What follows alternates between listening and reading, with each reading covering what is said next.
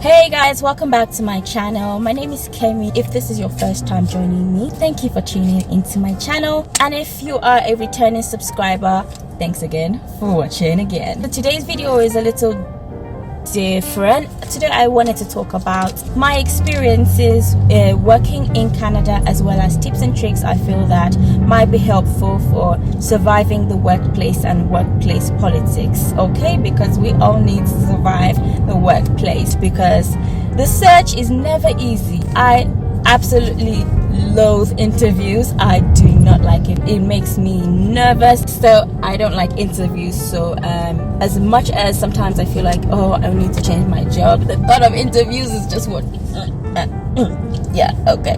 And the search is never easy. Here in Canada, people have said a lot of times, it's who knows you. Okay, people get jobs here by word of mouth a lot. They love referrals. Yes, because a lot of times positions that are posted online are really just dummy positions. They're really not active, because what happens is a lot of hiring happens internally before it is put online. So sometimes those positions that are put online are pretty much expired. Yes, so things are kind of different here. Word of mouth is a great way that people get hired. And yes, I was going to mention that. So you apply to jobs, and 9 times out of 10 you don't get a reply. I mean, I'd like to get a reply, even if it was a rejection, but a lot of times you don't get any reply. And yeah, so that's happened many times, and it's quite discouraging, because it's like you're throwing your resumes into the ocean, like nobody's going to respond to it. That's what it kind of feels like. I guess we can really get into the tips and tricks in this video. Okay, stay tuned.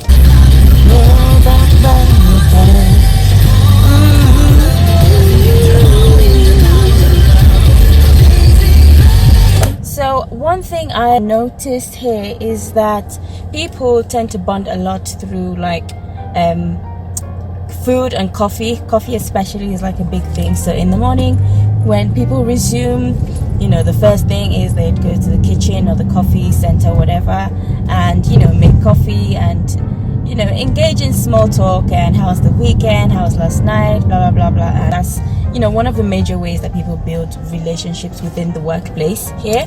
And also over food. And it's usually like during lunchtime.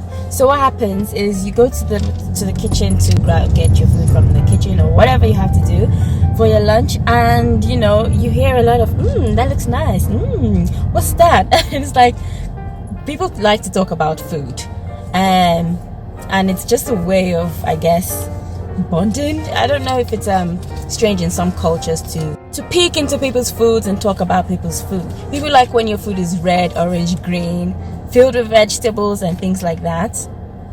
My food usually isn't like that. My food is just rice, stew and plantain. So I'll just put my food in the microwave and go to my desk and eat my lunch. That's what I do. Sometimes I would stay in the kitchen and eat, but then I need to relax as well. When I'm eating, it's like my only time to rest and watch something on YouTube, or watch something nice. So yeah, so if you feel like it's weird, you might need to practice the habit. It's not too bad. It's just a few seconds of, oh, your food looks nice. Where did you get that? Did you make that? How did you make that? You kind of just build work relationship from there. I will say also that social outings like work lunches and everyone going out to buy coffee or things like that, or gathering outside for whatever reason, it is advised that at least every once in a while, or every other invitation that you do, you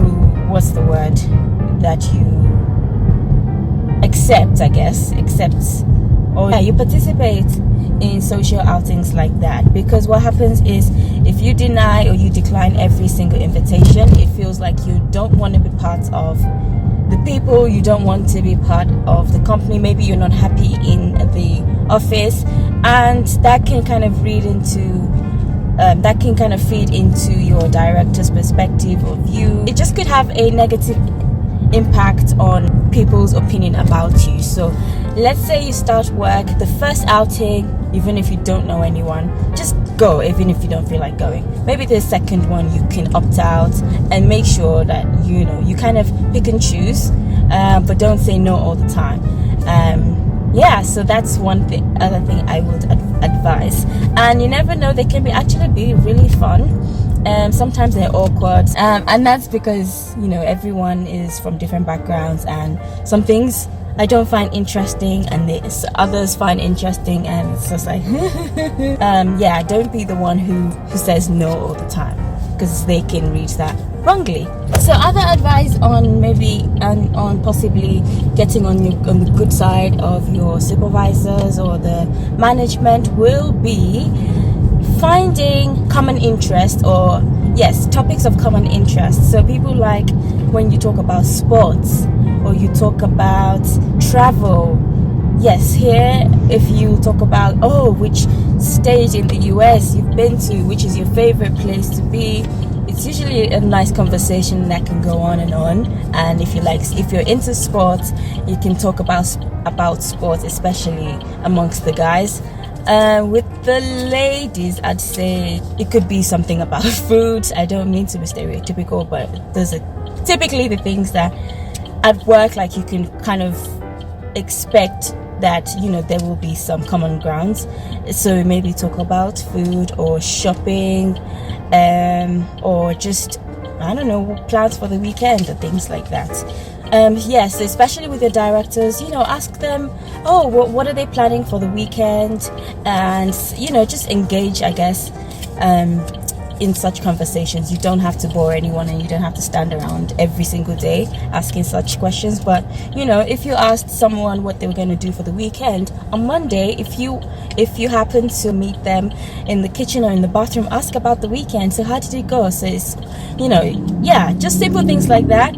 I will also say to avoid office gossip as much as possible. So I did work a customer service job. It was more like a call center, and there was a lot of office gossip. And the thing is, somehow I used to hear about these things that I didn't care about.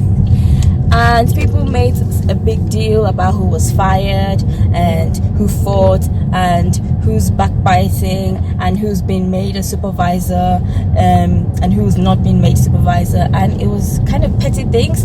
I will advise that you stay away from such, because they add nothing to you. They help you in no way, shape or form.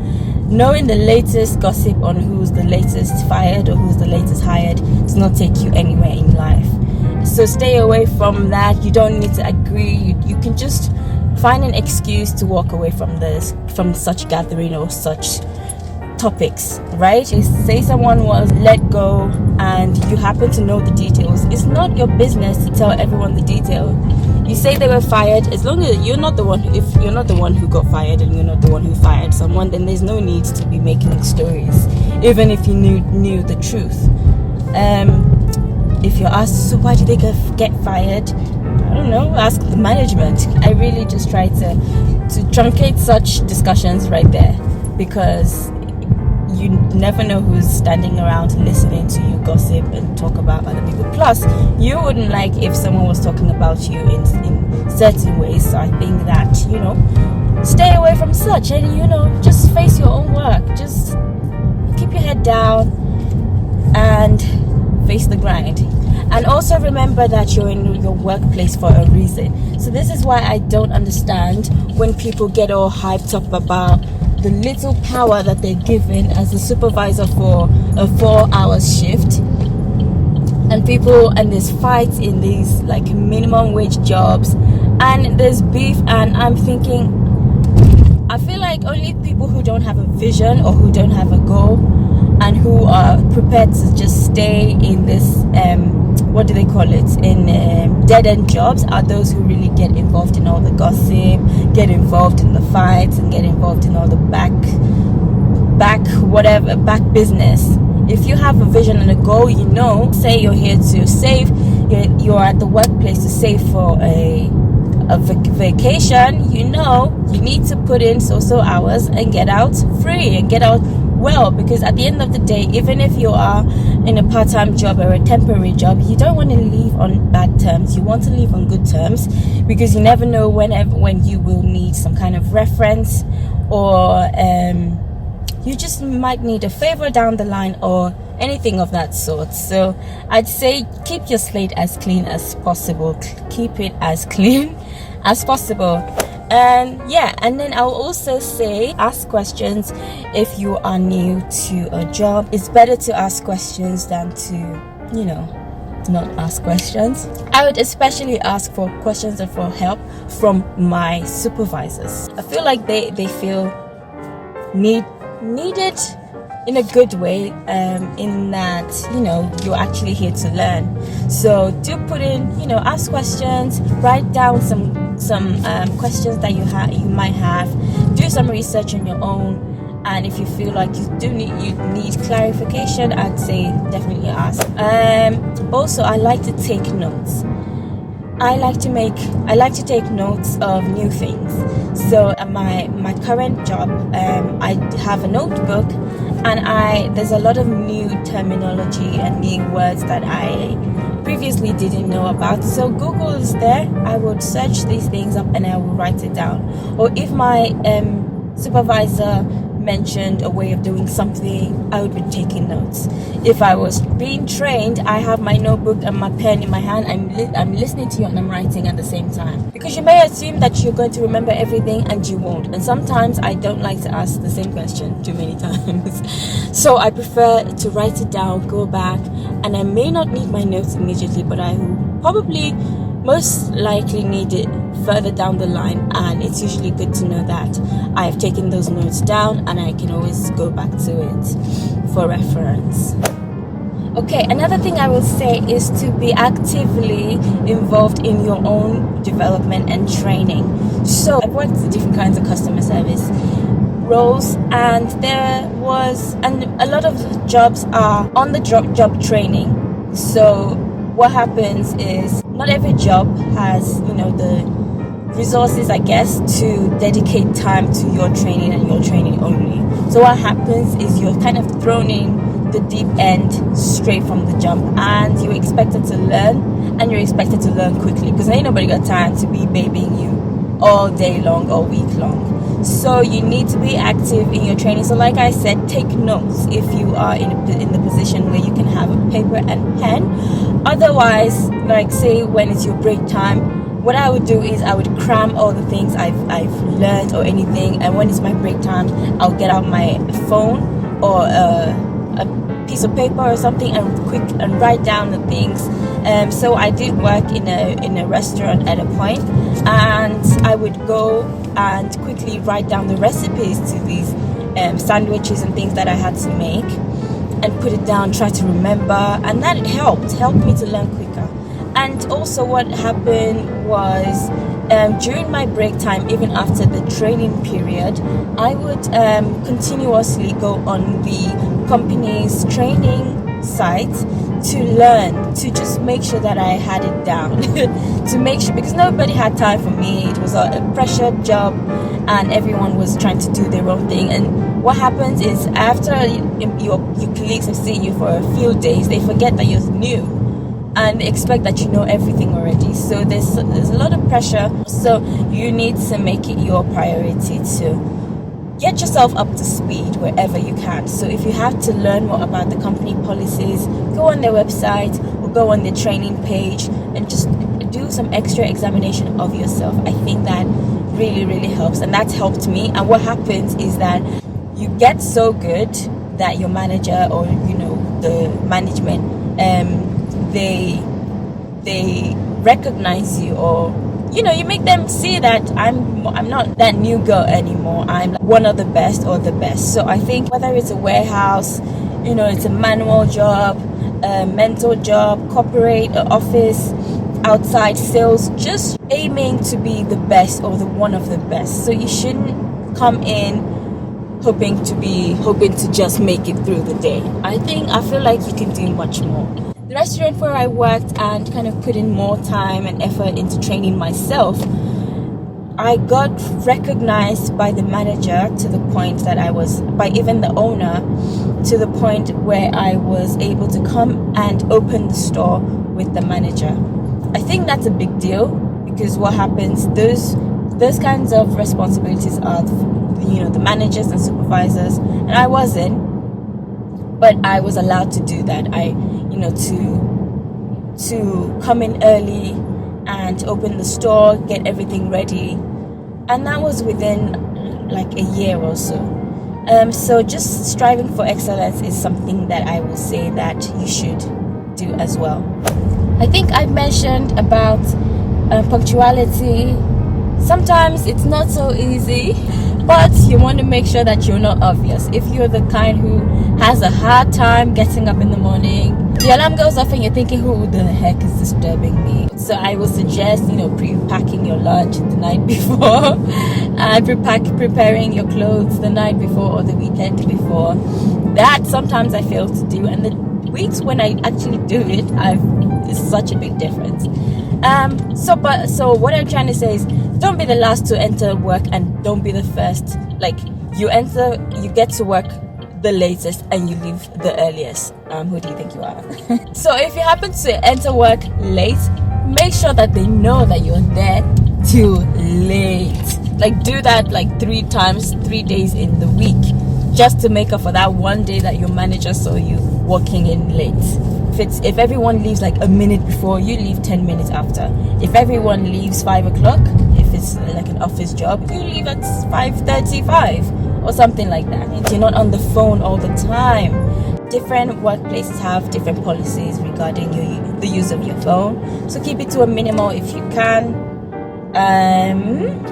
So yeah, I think those are really the points I will share, and I want to believe that this kind of cuts across many cities and many countries, especially in the Western world. So I've never worked corporate job in the UK, but I have here, and I work different kinds of jobs here in Canada.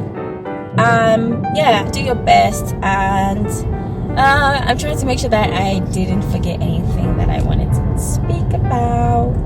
So I wanted to just add in here that you should also not forget to make use of your time at your workplace. So if there is any opportunity for professional development or registering for professional membership, make sure to get that done as soon as you can. I definitely tend to stall or to delay on that, but I think it's important to make use of the time that you have at your workplace and apply for any memberships or any kinds of professional training that may be sponsored by the company. I also think that while you are working in your position, don't forget to update your resume, because while you are at the workplace, your roles and responsibilities are fresh in your mind. So I would use that. I would make sure to update my resume, or just put the notes on your phone, your exact responsibilities, because maybe 6 months down the line you might actually forget some of the things that you were doing during the job. And finally, I will say, make sure to commit your job, your workplace, and everything into the hands of God to help you with wisdom, protection, and just favor all the way through. Alright, thanks guys for listening. Ciao. I really hope that you guys learned something from this video. How is the work environment where you work or where you live? Is it strict? Is it casual? What do you think about office politics? And do you have to kiss up to move up? Or what is it like where you are? You can let me know in the comments down below, and I will see you guys in my next one. Thanks for watching. Make sure to subscribe to my channel and give this video a thumbs up if it helped you. And without further ado, I will see you later. Bye guys.